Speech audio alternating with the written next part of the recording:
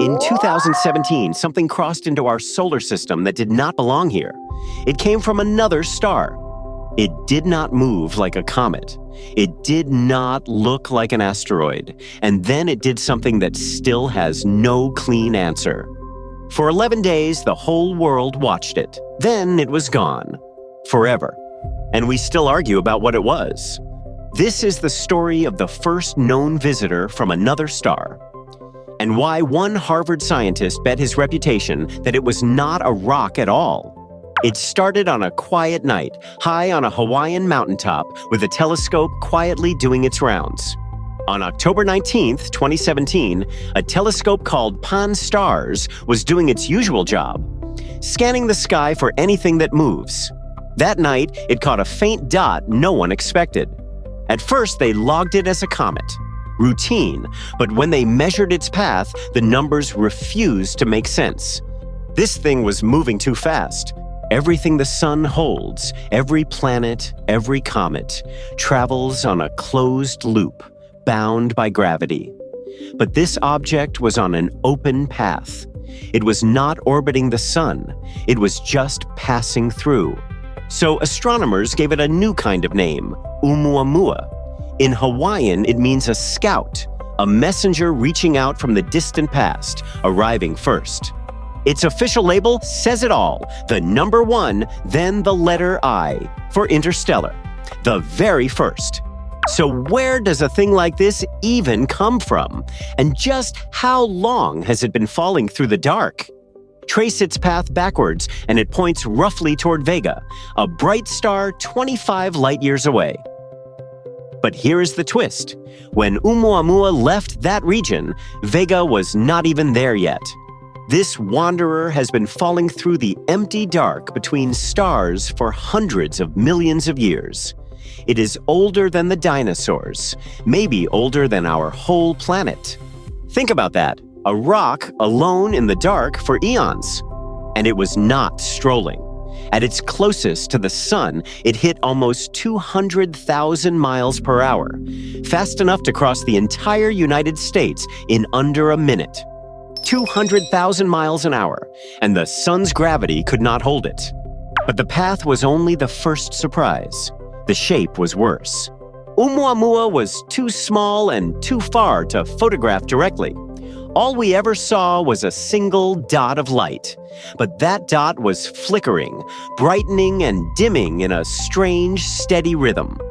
That flicker was the key. The brightness swung by a factor of 10 as it tumbled. Only one thing explains that. This object was wildly, impossibly long and thin.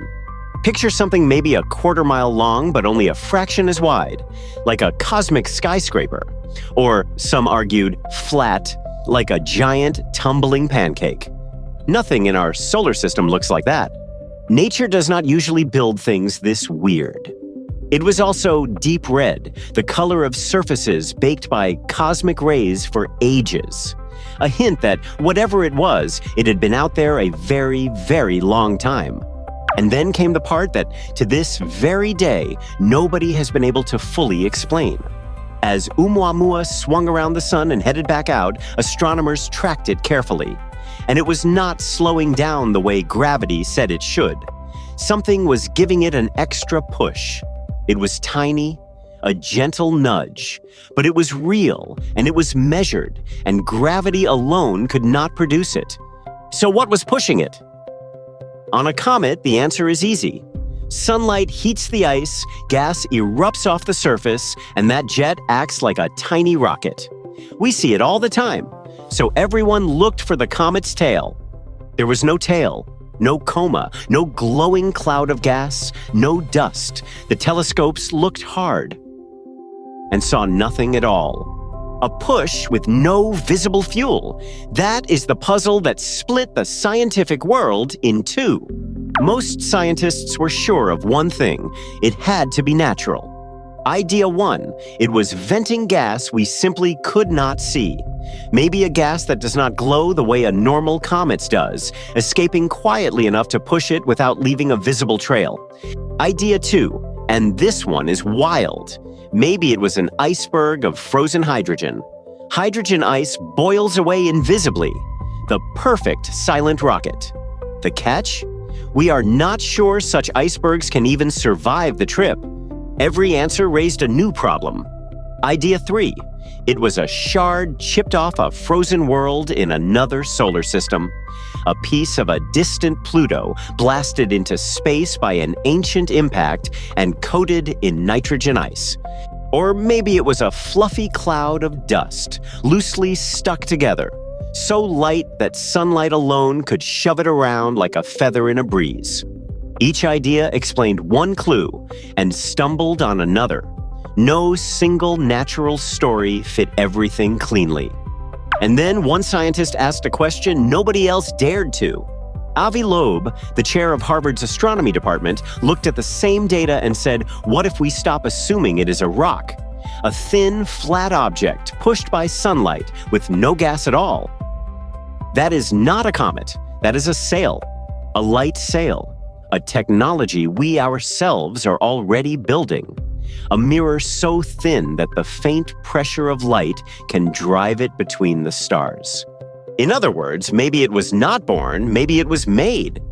The reaction was fierce.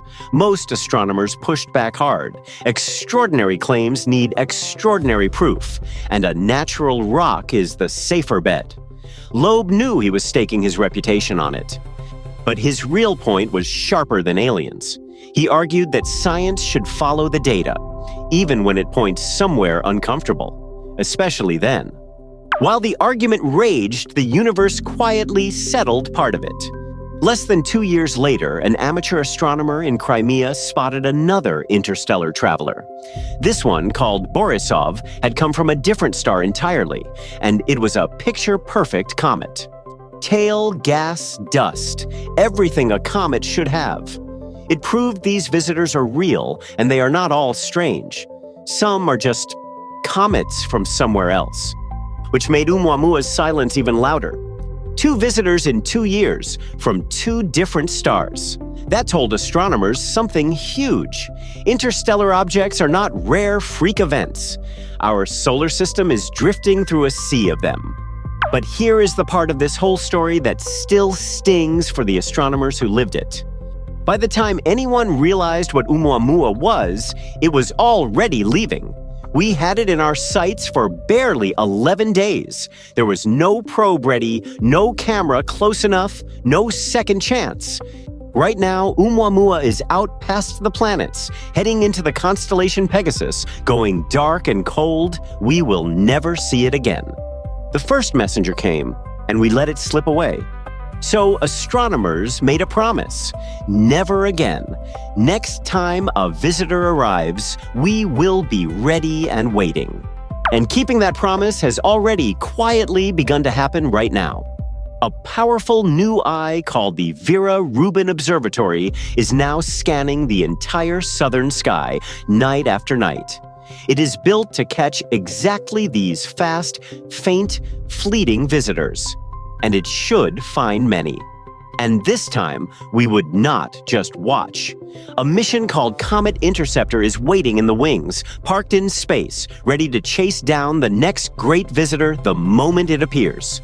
Because the visitors keep coming. In 2025, we spotted a third one, a comet racing through from yet another star. 3 in less than a decade. Each one is a free sample of another solar system delivered right to our doorstep.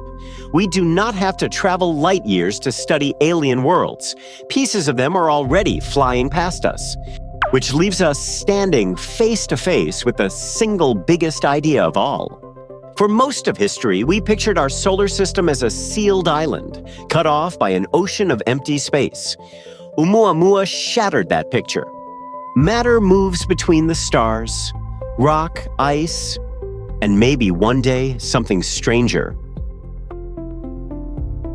Drifts from system to system, quietly, constantly. The galaxy is not a collection of islands. It is connected. We are not sealed off. We never were. Oumuamua may stay a mystery forever. We may never know if it was a shard of a frozen world or something far stranger. But it changed the question we ask about the sky. Not are we alone in here, But what else is already out there on its way?